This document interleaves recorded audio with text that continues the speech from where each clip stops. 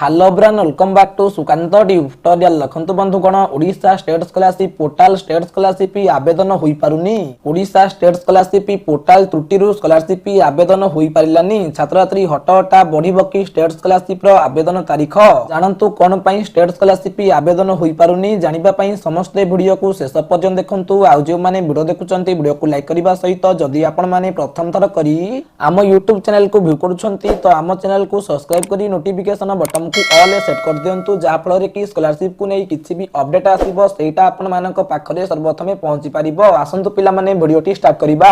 देखंतु पिला माने ए वीडियोटी समस्त पिला मानक पई गुरुत्वपूर्ण तेनु समस्त वीडियो को शेष पर्यंत देखंतु। स्टेट स्कॉलरशिप अर्थात पोस्ट मेडिक स्कॉलरशिप आवेदन होई पारुनी तेनु छात्रछात्री माने चिंता रे किपरि छात्रछात्री माने पोस्ट मेडिक स्कॉलरशिप को अप्लाई करिवे जेहेतु डिसेंबर 20 तारिख स्टेट स्कॉलरशिप अर्थात पोस्ट मेडिक स्कॉलरशिप आवेदन शेष तारीख। ओडिशा स्टेट स्कॉलरशिप पोर्टल त्रुटि पाई छात्रछात्री माने पोस्ट मेडिक स्कॉलरशिप अर्थात स्टेट स्कॉलरशिप को अप्लाई करि पारु नाहंती। तेणु छात्रछात्री माने स्कॉलरशिप आवेदन समय केउ सब प्रोब्लेम रो सम्मुखीन होउचंती अर्थात केउ प्रोब्लेम पई छात्रछात्री माने स्टेट स्कॉलरशिप को अप्लाई करि पारु नाहंती से नै ए वीडियो माध्यम रे आलोचना करिबा। ता सहित पोस्ट मेडिक स्कॉलरशिप अर्थात स्टेट स्कॉलरशिप रो आवेदन तारीख बढ़िबो कि नाही से नै मध्य ए वीडियो माध्यम रे आलोचना करिबा। तेणु समस्त वीडियो को शेष पर्यंत देखंतु। ता सहित जदि आपण माने ए पर्यंत आम टेलीग्राम ग्रुप पे जॉइन होई नांती समस्त आम टेलीग्राम ग्रुप पे जॉइन होई जानतु जार लिंक टाइ वीडियो डिस्क्रिप्शन बॉक्स रे अछि। से लिंक ऊपर क्लिक करिकि आपण माने आम टेलीग्राम ग्रुप पे जॉइन होई परिबे।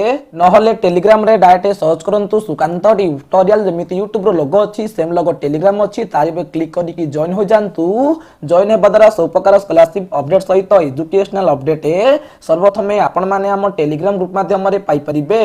एवं स्कॉलरशिप को नहीं किछि भी डाउट थिले समस्त आम टेलीग्राम ग्रुप पे जॉइन होई कि आपण को डाउट क्लियर करि परिबे। आसंत एबे आलोचना करिबा केउ सब प्रॉब्लम पई छात्रछात्री माने स्टेट स्कॉलरशिप को अप्लाई करि पारु नाहंती। देखंतु पिला माने एबे मध्य अधिकांश छात्रछात्री माने पोस्ट मेडिक स्कॉलरशिप अर्थात स्टेट स्कॉलरशिप को अप्लाई करि पारि नाहंती। से फ्रेश अप्लाई हो किंबा रिन्युअल इन न्यू कोर्स हो किंबा रिन्युअल इन सेम कोर्स हो कारण ओडिशा स्टेट स्कॉलरशिप पोर्टल त्रुटि पाई छात्रछात्री माने स्कॉलरशिप को अप्लाई करि पारु नाहंती। तो केउ सब प्रॉब्लम पाई छात्रछात्री माने स्कॉलरशिप को अप्लाई करि पारु नाहंती से नै आपण मान को जणै दउछि। देखंतु पिला माने छात्रछात्री माने पोस्ट मेडिक स्कॉलरशिप को अप्लाई करिबा समय रे अनेक प्रॉब्लम रो सम्मुखीन होउचंती। ता मध्यरु प्रथम प्रॉब्लम टी हेउछि आधार वेरीफाई अर्थात स्कॉलरशिप अप्लाई करिबा को हेले प्रथमे आपण मानकु आधार वेरीफाई करिबा को पड़िबो। जदि आपण माने आधार वेरीफाई करिबेनी ताहाले आपण स्कॉलरशिप को अप्लाई करि परिबे नाही। जिते बेले पिला माने आधार वेरीफाई करूछंती वेरीफाई ऊपर क्लिक करबा परे आधार सहित लिंक मोबाइल नंबर को ओटीपी आसुनी तो जेउ पिला मानकर आधार लिंक मोबाइल नंबर को ओटीपी आसुची ओटीपी एंट्री करिकि वेरीफाई ऊपर क्लिक करबा परे सेते बेले शो करूची आपनकर डेट ऑफ बर्थ भूल अछि। बुझा पइला ए सब प्रॉब्लम हेउची ओडिशा स्टेट स्कॉलरशिप रो त्रुटि पई प्रॉब्लम रहउची। तेनु केही भी पिला व्यस्त होंतु नाही समस्त अपेक्षा करंतु खूब शीघ्र ए प्रॉब्लम रो समाधान हेइ दिबो। तो स्कॉलरशिप अप्लाई करबा को हेले प्रथमे आपण मानक पई इंपोर्टेंट हेउची आपण माने प्रथमे आधार वेरीफाई करिवे। आधार वेरीफाई परे आपण स्कॉलरशिप को अप्लाई करि परिबे। तापरे द्वितीय प्रॉब्लम टी कोन रहिछि आपण मान को जणै दउछि गवर्नमेंट एडेड कॉलेज एवं प्राइवेट कॉलेज गुडी को स्कॉलरशिप अप्लाई समय शो करूनी तो किपरि अप्लाई करिवे। देखंतु पिला माने एटा होउछि ओडिशा स्टेट स्कॉलरशिप पोर्टल त्रुटि। तेनु छात्रछात्री माने स्कॉलरशिप अप्लाई समय गवर्नमेंट एडेड कॉलेज एवं प्राइवेट कॉलेज गुडी को शो करूनी। तेनु केही भी व्यस्त होंतु नाही ए प्रॉब्लम रो समाधान खूब शीघ्र होई जिवो। तेनु समस्त अपेक्षा करंतु एवं सब प्रकार अपडेट पई समस्त हम चैनल को सब्सक्राइब करी रखिथांतु। तापरे तृतीय प्रॉब्लम टी कोन रहिछि आपण मान को जणै दउछि अनेबल टू सबमिट अर्थात जेते बेले छात्रछात्री माने स्कॉलरशिप अप्लाई करबा पई सबमिट ऊपर क्लिक करूछंती सेते बेले show करूछि unable to submit. Etah Madhya Odisha state scholarship portal रो त्रुटि। तेनु छात्रछात्री माने स्कॉलरशिप को अप्लाई करि पारु नाहंती अर्थात आपण माने को जणै देली तीनोटी प्रमुख कारण पई छात्रछात्री माने स्कॉलरशिप को अप्लाई करि पारु नाहंती। प्रथमटी हला आधार वेरीफाई हेउनी द्वितीयटी हला गवर्नमेंट एडेड कॉलेज एवं प्राइवेट कॉलेज गुडी को शो करूनी तृतीयटी हला अनेबल टू सबमिट शो करूछि। तेनु छात्रछात्री माने स्कॉलरशिप को अप्लाई करि पारु नाहंती।